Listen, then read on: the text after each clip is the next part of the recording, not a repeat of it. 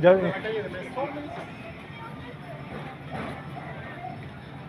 Buenos días, mi estimado. ¿Qué tal? ¿Cómo está? Gracias. Buenos días. Jorge Eduardo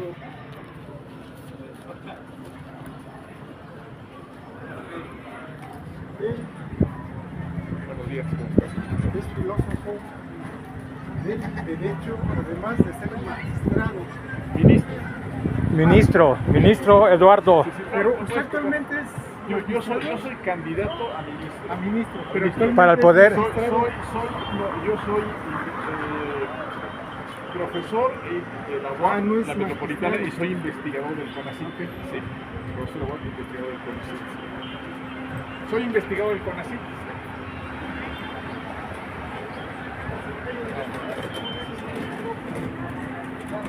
Buenos días. Buenos días, mi estimado. Estamos con el candidato a ministro de la Corte, él es investigador del CONACYT. Hola, ¿cómo está, doctor? Buenos Unas días. palabras. Qué gusto. ¿Cómo están? Estamos aquí encantados de venir al centro. Buenos días. Estamos encantados de venir al centro histórico. Venimos a una reunión con compañeros de grupos indígenas de México y estamos abriendo las puertas de la Suprema Corte de Justicia. Estamos abriendo las puertas a toda la gente.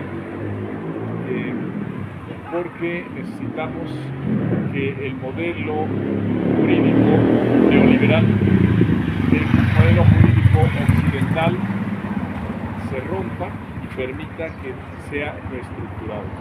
¿Por qué decimos que se rompa? Porque 40 años de dictadura jurídica neoliberal que crearon una Suprema Corte neoliberal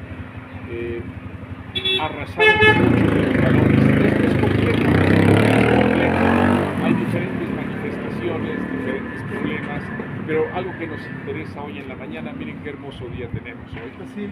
Hoy, 10 de abril de 2025, el sol sale para todos y eso debe ser nuestra consigna para tratar con nuestros hermanos de pueblos originarios, todos los pueblos originarios, indígenas, afromexicanos y otros pueblos originarios que también están en México. México también es un país donde hay migrantes, muchos migrantes. Hoy la migración es un fenómeno que está revolucionando México también, como al mundo.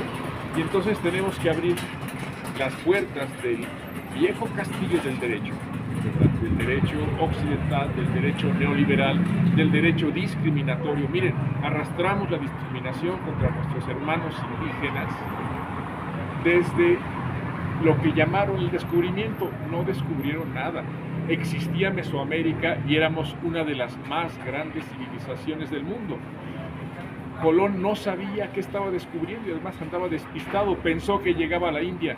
No supo el pobre infeliz. No supo el pobre infeliz. Infeliz porque no lo supo, precisamente, no supo lo que hacía. Que estaba poniendo el pie en uno de los lugares más maravillosos del mundo. México Tenochtitlan es la gran ciudad soñada por todos, en todos los tiempos, en todas las edades, en todas las épocas. No ha habido otra ciudad como México Tenochtitlan. Y vayamos a Oxmal, a Chichén Itzá, encontramos lo mismo.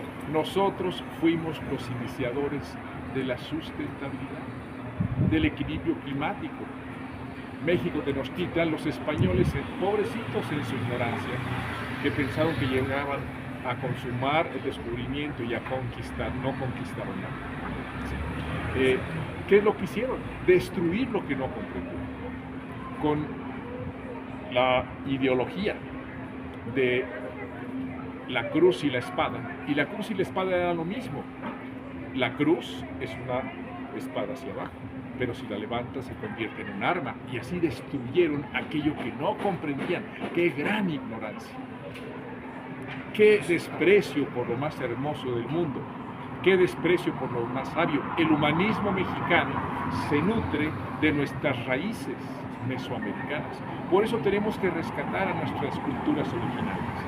Y también somos afromexicanos. Doctor, hay que desmontar toda la teoría neoliberal en la Suprema Corte de Justicia. ¿Ese sería el objetivo principal? Así es, entonces la gente debe entender, y debemos explicarles, ¿verdad?, para que, por favor, puedan entender que esto es una lucha que va más allá de lo meramente jurídico-técnico. Esto es una lucha cultural, es una lucha espiritual, es una lucha filosófica, no solo ideológica, ¿sí? Tenemos que regresar a nuestras raíces y construir una Suprema Corte de Justicia, no nada más una Suprema Corte de Derecho. Y tenemos que hacer que los jueces, magistrados, ministros, que todo empleado judicial les sirva a la sociedad, les sirva al bien público. Ayer comentaba de un libro, doctor. ¿Ese libro ya lo tiene en camino y ya tiene el nombre del título? ¿O? Sí, claro. Miren, publicamos en el año 2008, después de 15 años de tremendas luchas, porque fue un libro prohibido. Lo llamaron el libro maldito, es el libro más crítico sobre el Poder Judicial en América Latina. Logramos publicarlos hasta 2008, pero arrancamos a escribirlos desde el 7 de octubre de 1998, cuando la Suprema Corte de Justicia neoliberal de Zedillo, ¿verdad?, tomó la resolución sobre el anatocismo y falló a favor de los banqueros en contra de los deudores, y vimos a cientos, a miles de personas suicidándose, arrojándose las llantas de los vehículos, al metro, tomando pastillas para matarse, para asesinarse. ¿Por qué? Porque no podían cubrir las deudas de los bancos. El anatocismo es tan grande, es una expropiación al pueblo tan grande como el mismo Fobaproa. Es más o menos un monto similar y no se ha trabajado. Nosotros lo publicamos en 2 tomos, titulados Juzgar a la Suprema Corte en el año 2008, publicados por la Universidad Autónoma Metropolitana, porque le prohibieron a Editorial Porrúa publicar el libro. ¿Por qué? Porque ministros como Genaro Góngora Pimentel y ministros como Jorge Carpizo, que me amenazó a mí por expulsarme del CONACYT por haber publicado esos libros, y lo intentó además. Y aparte ese fue el que quiso hacer las reformas a la universidad. Sí, Jorge Carpizo. Sí, Jorge Carpizo, que en su trabajo como rector tuvo un trabajo interesante, hay que reconocerlo. Fue un buen universitario, fue distinguido con sus grados académicos, pero era un hombre cuya ideología lo limitaba. Jorge Carpizo nunca entendió lo que era una buena filosofía. Jorge Carpizo fue un hombre de poder, fue un hombre de poder de Salinas y de otros presidentes, pero fue fundamentalmente un hombre con visión neoliberal, chato, estrecho y además discriminatorio. Y esto no les va a gustar a aquellos a los que favoreció en la UNAM, pues lo sentimos, pero investigaciones jurídicas hoy se ha convertido en un nicho conservador. Están derechizando a la UNAM, ¿no? Haciéndola a la derecha. Sí, es que eso fue lo que pasó cuando se tiene esta visión neoliberal, donde lo que importa es lo material exclusivamente, donde lo que importa es lo económico, lo tecnocrático. Entonces, claro, se transforman en instituciones eficientes. ¿Para qué? Eficientes para el capitalismo. La UNAM y la UAM y el Politécnico y la Universidad de Guadalajara y todas las grandes universidades públicas tienen que recuperar el espíritu social. Ese espíritu social lo tenemos que rescatar. En el mismo CONACYT, fue un CONACYT neoliberal, apenas se está transformando. De hecho ya le cambiaron las siglas, ¿no? Ahora ya es... Ahora las humanidades también están. Tiene humanidad. Doctor, regresando un poquito Sí. a esto del Fobaproa, al tema de los intereses, de los copetes, ¿no? De los intereses sobre intereses. Sí. Si se hiciera una buena reforma, si se atacara desde la Suprema Corte de Justicia, eso daría pie inclusive para una nueva política monetaria, inclusive, ¿no? Para una nueva política integral, porque lo que necesitamos es un nuevo modelo económico. Vean ustedes al mundo, se encuentra en una profunda crisis, pero es una crisis de época, así lo hemos definido también en publicaciones que hemos realizado, una crisis de época, y ante esta crisis de época necesitamos nuevos modelos, nuevas formas de pensar, pero también nuevas formas de sentir. ¿No cree que, bueno, en un sentir de decirlo así, desde que llegó López Obrador le cerraron la puerta a saquearlo y que ya hayan caído esos grupos donde, por ejemplo, todos los que vendían, por ejemplo, Calderón que iba a privatizar la electricidad, y Pemex con Peña. Sí. Miren, analicemos el neoliberalismo. Destruyeron y se apropiaron de la riqueza pública, ¿verdad? Privatizar los bancos, descentralizar para que otros se aprovecharan también de la riqueza pública. Y luego, ¿por qué tenemos en México al hombre más rico del mundo, que fue el hombre más rico del mundo, Carlos Slim? ¿De dónde viene su fortuna? ¿De dónde viene su riqueza? A mí me cae bien Carlos Slim, lo admiro en lo personal, es un hombre de trabajo, de disciplina, de constancia, de origen libanés. Él representa una parte muy positiva del empresariado. Pero, ¿cómo es que él llega a ser el hombre más rico del mundo? ¿Y de dónde arranca su fortuna? Arranca A raíz de de los tratos con el salinismo. Exactamente. Entonces, que él sea un hombre respetable, sí lo es. Pero, ¿de dónde viene esa fortuna? De la privatización de las empresas Bueno, públicas. y así podemos encontrar a muchos neorricos. Y yo no tengo nada en que alguien cree riqueza si crea trabajo, si comparte riqueza con la sociedad. De hecho, por ahí hay unas estadísticas donde en el sexenio de Salinas más bien de Enrique Peña Nieto, la empresa del que le llaman hoy el usurero, pues creció al 1050% en ese sexenio que estamos hablando de Salinas, del otro Salinas. ¿Se refiere a Salinas? A Salinas Pliego. Bueno, él es el caso de otro empresario muy exitoso mexicano que ha construido también una gran fortuna. Es un hombre que sabe moverse en el mundo de los negocios. Pero miren ustedes, les platico algo, ¿sí? Yo he asesorado casos pro bono. Pro bono quiere decir que no cobro por mis servicios. Yo elegí no ser millonario, ¿sí? Elegí dar mis servicios gratuitos porque la profesión de la abogacía es una profesión honorífica, honoraria. No se cobraba originalmente por ella. Regresemos a los tiempos romanos, ¿verdad? Entonces se inspira precisamente el inicio de la profesión. Pues yo no he cobrado por mis servicios para sectores que no tienen dinero como pago. Pero miren ustedes, muchos de los casos que dimos consultoría para que los resolvieran eran casos de empresas de Salinas, ¿sí? Porque compraban bienes, no podían pagar, los compraban a crédito, no podían pagarlos, se atrasaban, inmediatamente iban a cárcel. Y es una persecución usurera brutal. Pero brutal. Bueno, ¿para qué tanto dinero destrozando la vida de los demás? ¿Por qué no, si son tan exitosos como empresarios, ¿verdad?, dedican parte de su enorme riqueza, ¿sí?, a hacer obras que beneficien a la gente que los hizo ricos, hombre? Por favor, ¿de qué se trata? ¿Sí? ¿Cómo llegamos a este mundo? Llegamos desnudos, sin nada. ¿Cómo nos vamos de este mundo? Desnudos, sin nada. ¿Por qué no entienden esto estos hombres que se han convertido en los más ricos? Yo no tengo nada contra la riqueza siempre y cuando genere también riqueza y justicia social, pero cuando solo es avaricia y ambición privada y afán de lucro, se destruyen a sí mismos. Ok.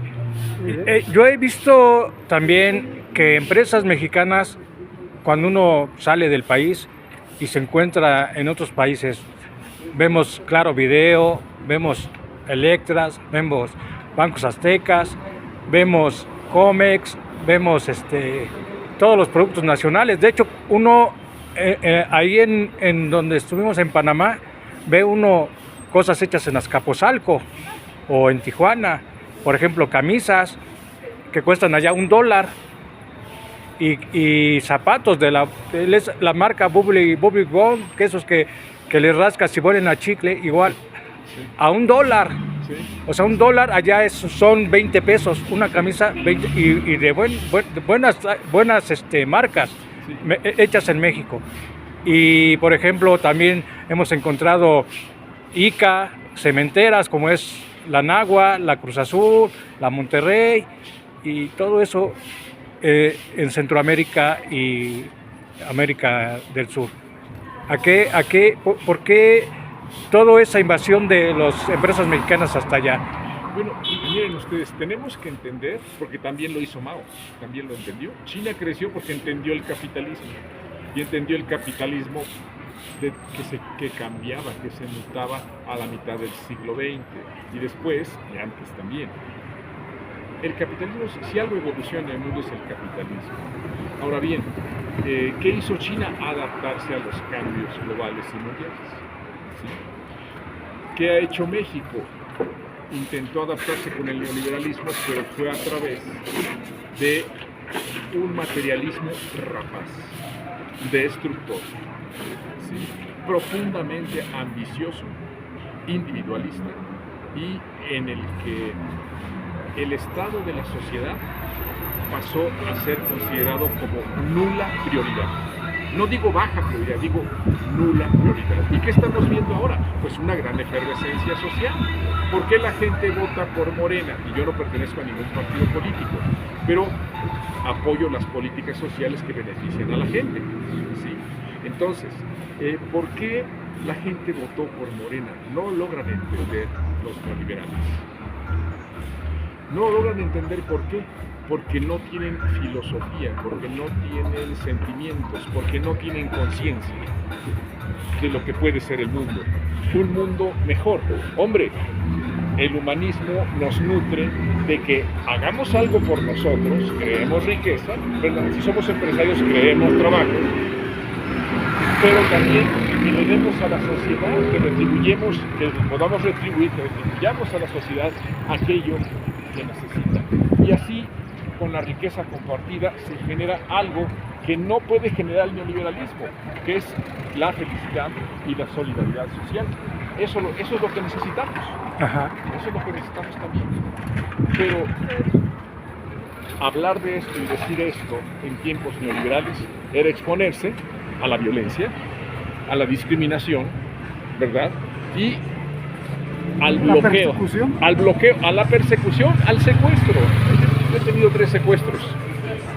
Me han amenazado de venir a balear la puerta de mi casa. Pudimos opinar en los medios de comunicación. Estuvimos en Radio Educación, Instituto Mexicano de la Radio, estuvimos con Gutiérrez Vivó en Monitor. Qué gran pérdida para México haber perdido a Gutiérrez Vivó. Eso es algo que merece también este comentario aparte. Pero Gutiérrez Vivó, que fue nombrado el mejor periodista del mundo y también el mejor periodista nacional, fue obligado a quebrar en sus negocios, lo atacaron salvajemente y tuvo que irse, emigrar, porque incluso peligraba su vida. Es que eso provoca también el capitalismo sórdido, el capitalismo que no comprende que hay valores más importantes que el simple dinero, que el simple capital. Y claro, tampoco podemos vivir excluidos del mundo, pero China lo entendió mejor. China ahora es una gran potencia mundial. Yo tengo mucho cuidado también con los chinos depredadores del medio ambiente, con los chinos empresarios que llegan a otro país también, pues a arrasar con todo, ¿verdad? Pero hay chinos que son buenos empresarios, como se puede tratar. ¿Por qué México no le da un vistazo a ampliar las relaciones con el Oriente, ¿verdad? Y dejamos de depender tanto de Norteamérica. Y estamos aquí con el doctor Eduardo José Medrano, José Torres Maldonado, y lo interrumpimos porque venía haciendo campaña aquí en 20 de noviembre y estas menciones, y perdón doctor, sí, por interrumpirlo. Torres Maldonado, candidato a ministro de la Corte, número 63. Recuerden, tenemos que recuperar nuestra grandeza. Tenemos que recuperar nuestro mejor espíritu y para eso transformar a la Suprema Corte y al Poder Judicial y hacer una reforma integral de justicia es esencial. Tenemos 30 años publicando más de 100 obras publicadas, 30% dedicadas a este tema de la justicia y vamos a seguir en esto. Ganemos o perdamos, seguiremos luchando por México y por los mexicanos. Muchas gracias, doctor.